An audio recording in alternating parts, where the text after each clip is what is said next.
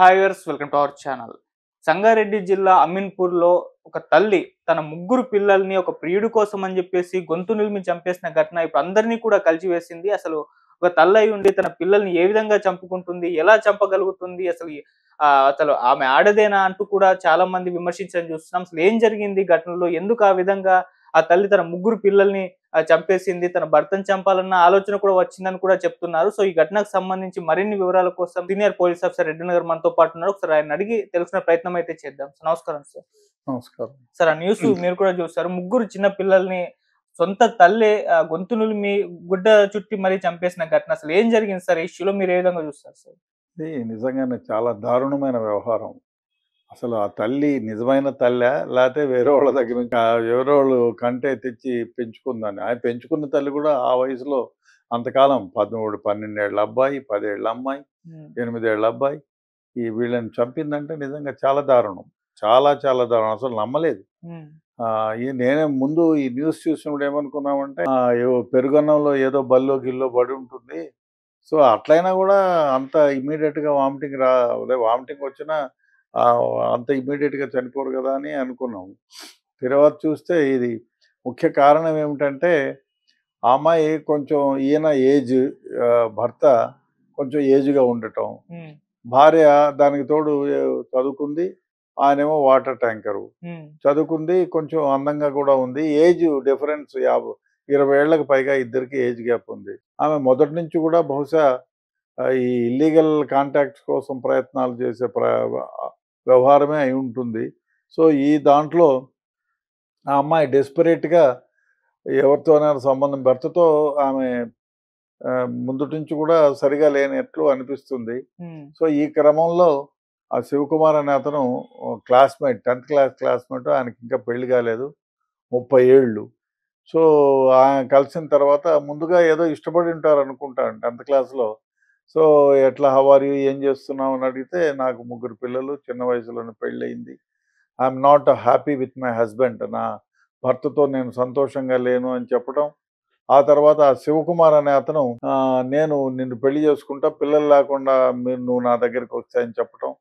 So, ఈ మధ్య కాలంలో ఇద్దరు కలిసి ఈ అమ్మాయి ఎక్కడో స్కూల్‌లో, ప్రైవేట్ స్కూల్‌లో టీచర్‌గా పనిచేయటం.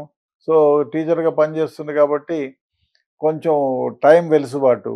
సో, స్కూల్‌కెళ్తానని ఆ అబ్బాయితో అక్రమ సంబంధం పెట్టుకోవడం. తర్వాత వాడు కూడా బుద్ధి లేకుండా అక్యూజ్డ్ శివకుమార్ కూడా, అరే! పిల్లల్ని కడతేర్చమని ఎట్లా చెప్తాడు? పిల్లలు లేకుండా రమ్మని ఎట్లా చెప్తాడు? అసలు ఇల్లీగల్ కాంటాక్ట్ పెట్టుకోవడమే ఒక ఇది. తర్వాత వాడేమన్నా ఉంటే ఇది కావాలి గానీ, వాడు పిల్లలు లేకుండా వస్తే నేను పెళ్లి చేసుకుంటా అనడం. ఈమె ఎంత దారుణమైన వ్యవహారం అంటే, ఒక కోసం అంతే కదా! హ్మ్. మ్యారేజే ఏమి లేదు. పోనీ వాడు కోట్ల ఆస్తిపరుడు కాదు. సో, వాడికి సంబంధాలు చూస్తున్నారని ఈమెను ఇష్టపడడం, ఇద్దరు కలవడం. సో, ఆల్మోస్ట్ గురించే ఈమె వాడిని కలవడం జరిగింది. లేకపోతే ఈ విధంగా జరగదు. హ్మ్. పరంగా కలిసిన తర్వాత సో, అది ఎంత దూరానికెళ్ళిందంటే, ఈ పిల్లల్ని, భర్తని అడ్డు తొలగించుకొని ఆ శివకుమార్‌తో వెళ్ళాలని. రేపొద్దున్నే వానికంటే గొప్పవాడు దొరికితే, వాడిని భర్తను చంపి ఇంకో దగ్గరికి పోదనేవండి. ఇటువంటి క్యారెక్టర్ ఆమెది. డెఫినిట్‌గా ఇటువంటి క్యారెక్టర్ ఉన్నోళ్ళని క్షుణ్ణంగా ఇన్వెస్టిగేట్ చేసి ఉరిశిక్ష ఏర్పడేటట్టు చేయాలి. డెఫినిట్‌గా ఇది చాలా దారుణమైన సంఘటన. తన కన్న పిల్లలు వేరే కక్షతో ఎవరినైనా చంపిందనుకోవడంలో ఇదుంది. ముక్కుపచ్చలారని ముగ్గురు బిడ్డల్ని తను స్మాదరింగ్ అదే ఒక గుడ్డ కప్పి స్మాదరింగ్ అయ్యేటట్టు చేసి, ఊపిరాడకుండా చేసి, చంపేసి, పైగా తనేదో విషం తిన్నట్టు నాటకమాడి హాస్పిటల్‌లో అడ్మిట్ అయిన తర్వాత ఆ పిల్లలు ఎక్కడున్నారని అడగటం. ఆమె చంపి మరి ఇంతకంటే దారుణమా? హ్మ్. ఆస్కార్ అవార్డ్ ఇవ్వాల్సినటువంటి యాక్షన్స్ చేసింది ఆ అమ్మాయి. ఏదేమైనా పోలీసులు దీన్ని క్షుణ్ణంగా ఇన్వెస్టిగేట్ చేయాలి.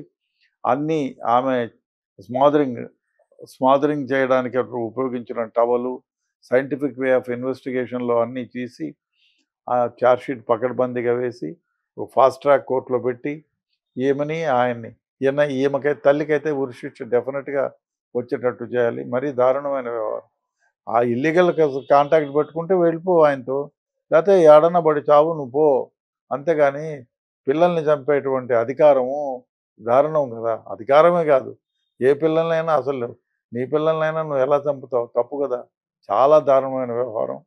కాబట్టి ఈ కేసు ఇన్వెస్టిగేషన్‌లో పకడ్బందీగా సాక్ష్యాలు సేకరించి ఈమెకి ఉరుకమ్మకిచ్చాల్సిందిగా అందరూ కోరుకుంటున్నారు. నేను కూడా ఆ విధంగానే ఊహిస్తున్నాను.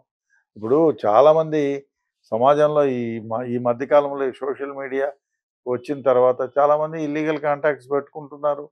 పోతున్నారు, ఉంటున్నారు. అది సుప్రీంకోర్టులో కూడా అది తప్పేమి కాదు అనే భావన ప్రకటించిన తర్వాత 497 తీసేసిన తర్వాత మరీ ఎక్కువైంది.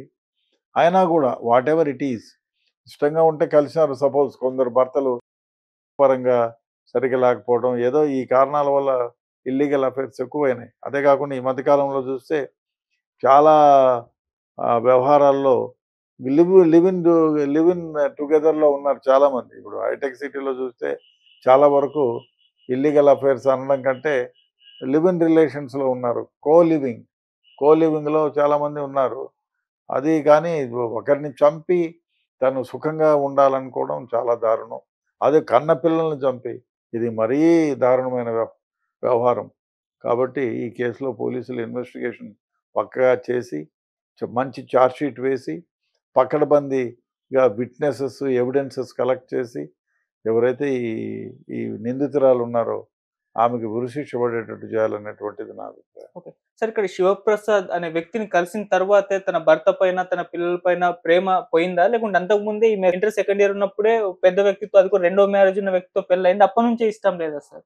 నిజంగానే తనకంటే ఈమె కొంచెం చూడ్డానికి బానే ఉంది. ఆమె 50 ఏళ్ళు, ఆయన అంత అట్రాక్టివ్‌గా లేడు. హ్మ్. తనకంటే పెద్దవాడైన వాడు.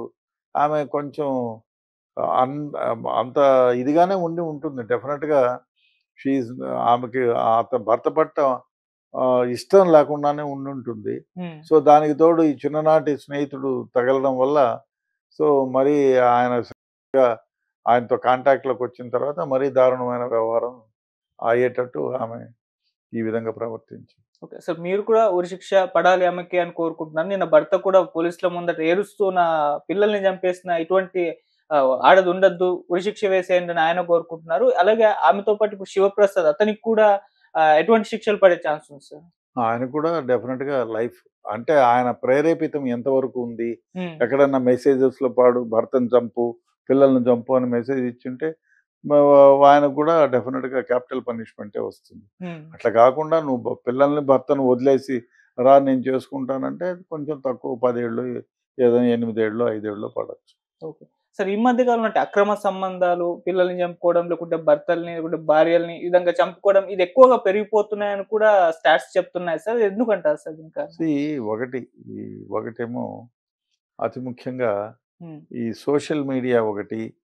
సోషల్ మీడియా వల్ల అదే కాకుండా ఈ సీరియల్స్ దరిద్రమైన సీరియల్స్. హ్మ్. వాడు పెళ్ళాను వీడు, వీడి పెళ్ళాను ఇవే సీరియల్స్. అది చూసి వీళ్ళకేమనిపిస్తుందంటే ఈ సీరియల్స్ వల్ల ఆ! సుప్రీం కోర్టే చెప్పింది కదా! ఇంకేముంది మాకు అనే దారుణమైన వ్యవహారంలో వ్యవహరిస్తున్నారు. హ్మ్. శారీరక సుఖమే ముఖ్యమని ఏ వాళ్ళు చాలామంది భావిస్తున్నారు. అందువల్ల వ్యవహారాలు కూడా అట్లే తయారైనాయి కాబట్టి అది అందరూ ఆ విధంగానే వ్యవహరిస్తున్నారు. అందువల్ల అదే కాకుండా ఈ మధ్య కాలంలో ఎథిక్సు, మారల్స్‌కి తిలోదకాలు ఇచ్చేశారు. హ్మ్. వాళ్ళే కాదు మామూలుగా ఈ అఫైర్స్ ఉండేవాళ్ళే కాదు. మీరు డబ్బు గురించి చూడండి. హ్మ్. డబ్బు గురించి ఎవరినైనా మోసం చేస్తారు. డబ్బు గురించి ఎవరినైనా చంపుతారు. హ్మ్. అదే కాదు డబ్బు సంపాదించడానికి ఎంతమందినైనా మోసం చేస్తారు. ఈ మధ్య కాలంలో వైట్ కాలర్ అఫెన్స్ మోసం చేసేది ఎస్పెషల్లీ స్మార్ట్ ఫోన్‌లో మోసం చేసేది ప్రతిరోజు ఎప్పుడో నెలలో ఒక కేసు వచ్చేది. ప్రతిరోజు వేల సంఖ్యలో కేసులొస్తున్నాయి. అవును. అంటే ఎథిక్సు, మారల్స్ ఇక్కడ కొరవడిపోయినాయి. హ్మ్. మానవ సమాజంలో పోను ఎథిక్స్‌కి, మారల్స్‌కి అసలు విలువ లేకుండా పోయింది. ఏవైనా చెయ్యి, డబ్బు సంపాదించడమే పరమావధి. నువ్వు ఎందరినన్నా మోసం చెయ్యి, డబ్బు సంపాదిస్తే వాడు గొప్పవాడనేటువంటి